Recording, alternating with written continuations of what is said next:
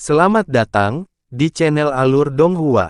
Sebelum menonton, silahkan subscribe, biar Mimin tambah semangat update-nya. Lu Yuking menghela nafas dan berkata, anggur roh macam apa ini? Itu sangat terlindungi. Itu pasti harta yang sangat berharga di masa lalu, tapi sayangnya, kehilangan vitalitasnya bertahun-tahun yang lalu. Pasti gagal mengolahnya. Leluhur api es berkata, manusia berusaha, Tuhan yang menentukan. Orang yang datang ke sini sebelum kita juga tidak mendapatkan benda ini. Han Li hanya berdiri di samping dan tidak mengatakan sepatah kata pun saat matanya mengembara ke atas dan ke bawah pohon anggur yang layu. Tapi kemudian, dia sepertinya menemukan sesuatu. Dia menatap objek dan cahaya biru muncul di matanya. Kakak Han, ada apa? Lu Yuking terkejut melihat ini. Han Li tidak menjawab dan terbang ke bawah. Lu Yuking buru-buru mengikuti. Mata leluhur api es menyala dan dia juga mengikuti. Han Li mendarat di sebelah pokok anggur dan mengambil sebagian darinya. Dia dengan hati-hati memeriksanya, cahaya biru di matanya semakin terang dan cerah. Dia tiba-tiba menghela nafas, dan wajahnya menunjukkan ekspresi yang sangat kesal. Dia meletakkan pohon anggur yang layu di tangannya. Leluhur api es dan Lu Yuking penuh keraguan. Mereka masing-masing mengambil satu bagian dari pohon anggur yang layu dan dengan hati-hati memeriksanya. Ekspresi mereka sedikit berubah. Mereka samar-samar bisa melihat beberapa pola melengkung pada pohon anggur yang layu, tampak seperti kata-kata, tetapi itu bukan kata-kata, mirip dengan skrip perak miring dan skrip segel emas, tetapi lebih misterius, tampaknya merupakan perwujudan dari Dao besar dunia. Pola-pola ini sangat samar. Jika mereka tidak melihatnya, mereka pasti tidak akan menyadarinya. Leluhur api es menghirup udara dingin dan perlahan berkata, ini adalah pola surgawi yang mendalam. Lu Yuking tersenyum pahit dan berkata, tidak ada kesalahan. Pola-pola yang mengandung aura Dao Agung ini hanya muncul pada benda-benda surgawi yang mendalam yang legendaris. Pohon anggur yang layu ini kemungkinan besar adalah pohon anggur Palem Dewi yang mendalam. Hanya saja profound heavenly object di atasnya dicabut oleh seseorang, sehingga otomatis layu dan menjadi seperti ini. Han Li menunjuk ke suatu tempat di pohon anggur yang layu. Leluhur api es dan Lu Yuking mengikuti jarinya dan melihat retakan kecil pada tanaman merambat yang layu. Meskipun pohon anggur sudah layu dan menjadi tidak jelas, mereka masih bisa melihatnya setelah diperiksa lebih dekat. Fraktur ini jelas terbentuk setelah sesuatu dicabut. Seperti yang diharapkan, kita masih selangkah terlambat. Lu Yuking juga menghela nafas. Barang-barang surgawi yang mendalam dapat digunakan untuk memperbaiki artefak abadi yang berhubungan, jadi barang-barang itu sangat berharga, hanya sedikit lagi untuk mendapatkannya, tetapi mereka bertiga sudah melewatkannya. Leluhur api dingin juga mengungkapkan ekspresi yang sangat jengkel saat dia menghentakkan kakinya dengan kesal. Lupakan, karena sudah diambil, tidak ada yang bisa kita lakukan. Sepertinya keberuntungan kita sedikit buruk, kata Han Li dengan ringan. Pada saat itu, bayangan kuning melintas di atas altar batu. Kedua tentara Dao itu terbang dengan dua tas penyimpanan menggelembung di tangan mereka. Tanah loh petir di luar pada dasarnya telah tersedot.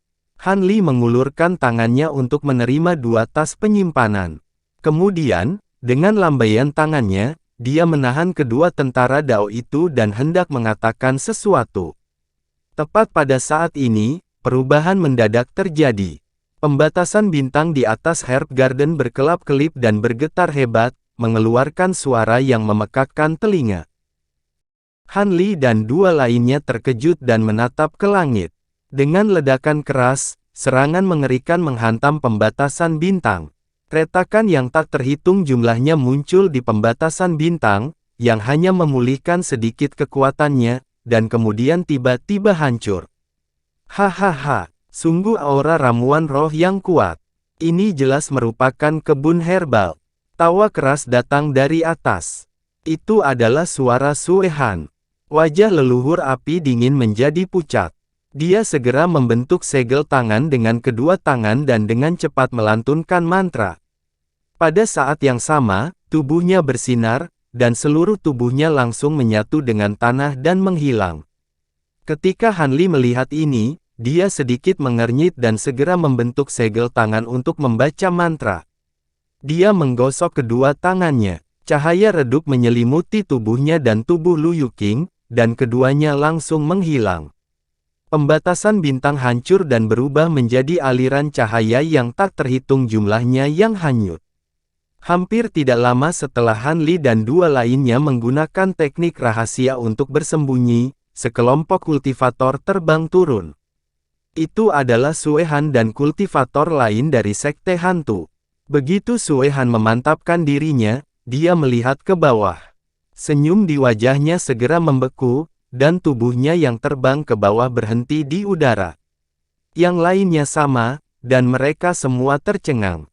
Tidak ada satupun batang rumput roh yang terlihat di berbagai ladang obat di taman.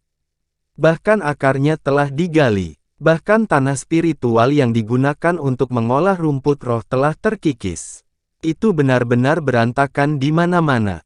Jika bukan karena tata letak di sini, tidak mungkin untuk mengatakan bahwa ini adalah taman pengobatan spiritual. Seorang pria parubaya dengan kulit pucat di sebelah Sue Han berkata dengan penuh kebencian, "Sialan, seseorang datang sebelum kita." Ekspresi yang lain juga tidak terlihat bagus. Ekspresi Sue Han sangat jelek, dan ada kemarahan yang muncul di antara alisnya. Saat yang lain melihat ekspresi Sue Han, mereka langsung terdiam. Sue Han menghela nafas panjang dan berkata, "Jangan hanya berdiri di sini. Lihat sekeliling dan lihat apakah masih ada yang tersisa." Yang lain buru-buru setuju dan berpencar untuk mencari Herb Garden. Sue Han berdiri di udara tanpa bergerak. Dia melihat sekeliling Herb Garden dan menyebarkan indera ilahinya. Di belakang sebuah batu besar di sudut Herb Garden, sebuah bayangan melayang. Dua sosok buram berdiri dalam bayangan.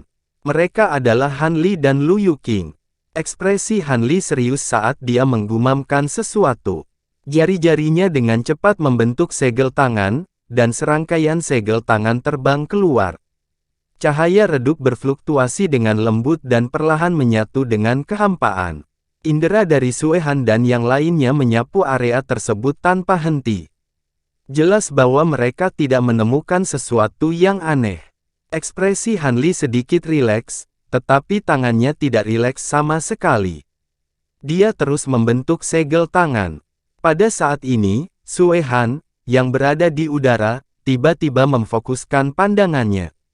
Dia melihat altar batu di kedalaman Herb Garden dan melambaikan tangannya. Cahaya hitam melesat keluar dan memasuki altar batu dalam sekejap. Itu dengan cepat terbang keluar dan melilit tanaman merambat yang layu, yang mendarat di depannya. Yang lain melihat sekeliling tetapi tidak menemukan apapun. Melihat tindakan Sue Han, mereka semua terbang. Ini adalah telapak tangan Dewi Misterius. Sue Han memandangi pohon anggur yang layu, dan tubuhnya tiba-tiba bergetar saat dia berkata. Telapak tangan Dewi Misterius. Melihat garis di atasnya, sangat mungkin. Sialan, harta karun misterius di atasnya juga diambil oleh pencuri itu. Seorang pria parubaya dengan kulit pucat mengubah ekspresinya dan berkata dengan marah. Tuan, ramuan roh dan harta karun surga misterius di sini pasti telah diambil oleh Leng Yan dan yang lainnya. Untungnya, istana Yuhan ini tidak besar, dan melihat situasi di sini, orang itu seharusnya sudah pergi belum lama ini. Jika kita cepat mengejarnya, kita harus bisa mengejarnya, kata Tao tinggi dan kurus lainnya segera. Itu benar, yang lain juga menimpali. Dalam bayangan hitam di balik batu besar itu, mata Han Li berkilat kegirangan. Selama Sue Han dan yang lainnya pergi, dia bisa mengambil kesempatan untuk melarikan diri tanpa diketahui siapapun. Faktanya, dia tidak terlalu takut pada Sue Han. Dengan kekuatannya saat ini, bahkan jika dia tidak bisa melawannya secara langsung, dia masih memiliki kepercayaan diri untuk melarikan diri. Namun, dalam hal ini, dia tidak akan bisa melindungi Lu Yuqing. Dia masih sangat tertarik dengan peta yang dia miliki. Mendengar kata-kata orang-orang di sekitarnya, Sue Han perlahan mengangkat kepalanya dan melihat sekeliling Herb Garden. Dia tiba-tiba membentuk segel tangan dan melambai. Bola cahaya hitam terbang keluar dari tangannya dan melesat ke udara. Cahaya hitam menggeliat sejenak seperti makhluk hidup, lalu dengan deru, meluas dan berubah menjadi jaring hitam besar yang menutupi langit di atas Herb Garden. Dalam bayangan, ekspresi Han Li menjadi gelap. "Tuan," pendeta Tao yang tinggi dan kurus itu bertanya dengan ragu. "Itu benar, orang yang mengambil ramuan roh dan harta karun surga misterius mungkin tidak pergi jauh, tapi mungkin juga dia masih bersembunyi di sini. Kita tidak bisa melepaskan segala kemungkinan. Kita harus mengambil harta karun surga yang misterius itu." Cahaya berapi-api melintas di mata Sue Han. Lagi pula, jika dia bisa memiliki artefak abadi yang disempurnakan dari harta karun surga misterius, kekuatannya akan sangat meningkat. Dengan cara ini, dia akan memiliki suara yang lebih besar dalam kekuatan yang dimilikinya, dan dia bahkan mungkin berada di atas beberapa orang. Pria parubaya berwajah kuning itu mengerutkan kening dan berkata, "Tapi tidak ada orang di sini. Mungkin saja mereka menggunakan semacam teknik rahasia untuk menyembunyikan jejak mereka sehingga kami tidak bisa mendeteksinya." "Tuan benar, kami tidak bisa melepaskan detail apapun," kata pendeta Tao yang tinggi dan kurus sambil melihat sekeliling. "Itu memang kemungkinan." Pria parubaya berwajah kuning itu mengangguk ketika mendengar ini. Sue Han mengabaikan diskusi di sekitarnya dan mencibir saat dia melantunkan mantra. Sebuah bola cahaya perak terbang keluar dari tubuhnya. Itu adalah pagoda putih dan tanpa cacat. Tingginya setengah kaki dan memiliki pola misterius yang terukir di atasnya. Pagoda Crab Myrtle. Mata Taois yang tinggi dan kurus itu berbinar. Pagoda putih kecil itu dengan cepat bertambah besar. Dalam sekejap mata, itu menjadi setinggi manusia. Pola di permukaannya semuanya menyala dan berputar. Riak putih yang mempesona muncul di pagoda dan menyebar ke sekitarnya. Riak seperti gelombang muncul di kehampaan. Rocky langit dan bumi juga bergetar seolah beresonansi dengan riak putih. Riak putih dengan cepat menyebar ke seluruh Herb Garden. Tempat Han Li dan Sue Han juga terkena riak putih. Cahaya redup di sekitar keduanya tiba-tiba bergetar dan perlahan muncul dari kehampaan. Kedua sosok itu menjadi semakin jelas. Ekspresi Han Li berubah. Dia melantunkan mantra lebih cepat dan tangannya membentuk serangkaian segel tangan. Namun, tidak peduli apa yang dia lakukan, dia tidak bisa menghentikan kedua sosok itu untuk muncul. Pada saat itu, sebuah bola cahaya redup muncul di sudut lain dari Herb Garden.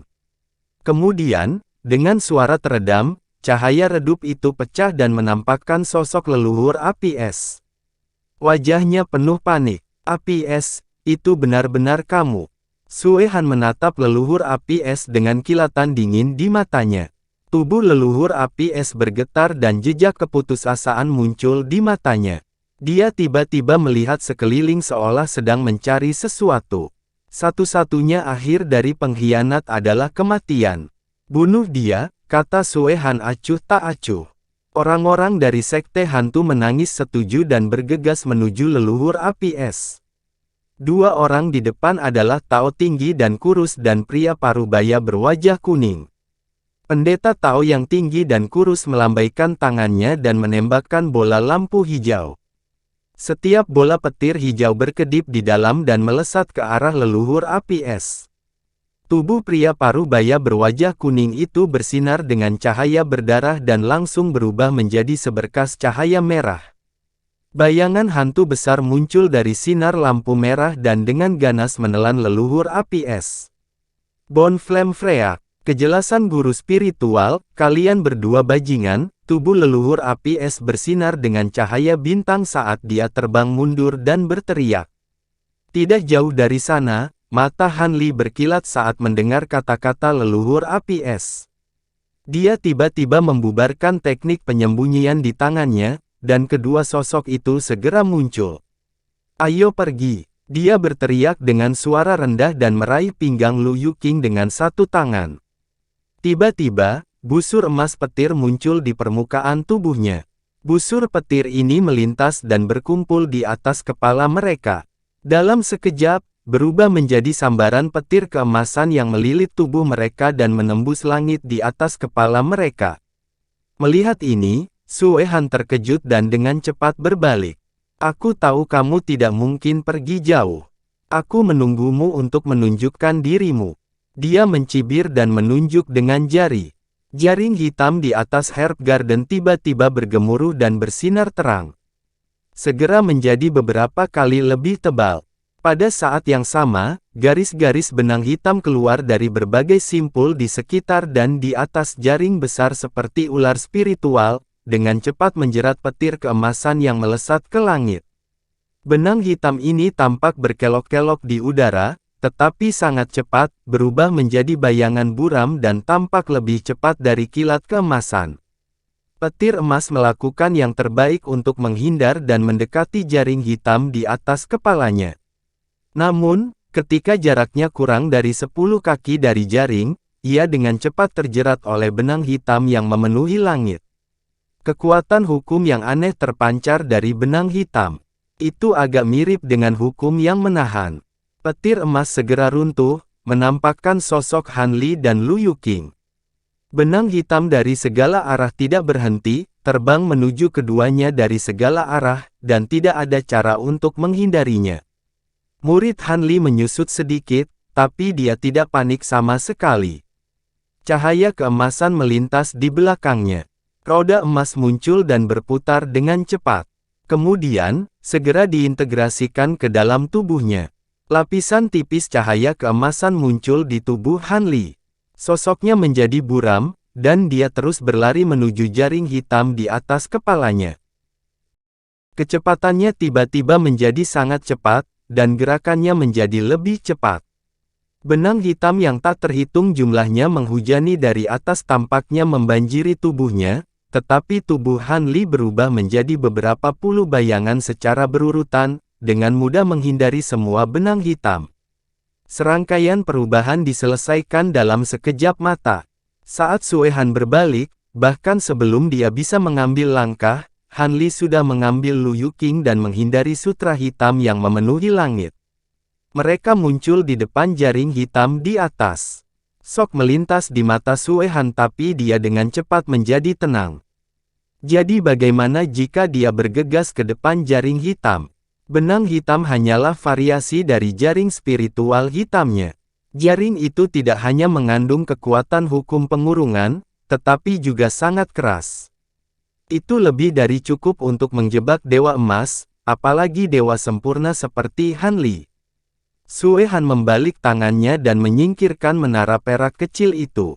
Tubuhnya berubah menjadi bayangan hitam dan menerkam ke arah keduanya. Tiba-tiba, aura yang tak tertandingi keluar dari tubuh Han Li.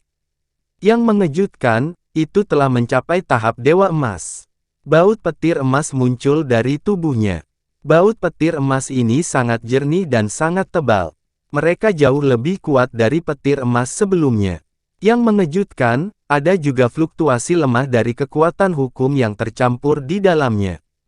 Pada saat yang sama, penjepit kepiting besar tiba-tiba menjulur dari tubuh Han Li.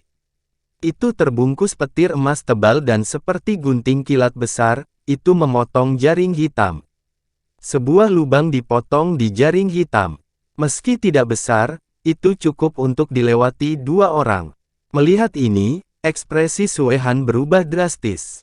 Tubuh Han Li bergoyang, berubah menjadi kabur saat dia terbang keluar dari lubang di dinding dan melarikan diri. Dia tidak berhenti sama sekali. Tubuhnya kabur dan pada saat berikutnya, dia muncul di langit yang jauh. Kemudian, dengan kilatan lain, dia benar-benar menghilang. Hampir segera setelah Han Li melarikan diri, sosok Sue Han juga tiba di luar jaring hitam dan melihat ke arah Han Li melarikan diri. Sialan, Kejar dia. Sue Han meraung dengan marah.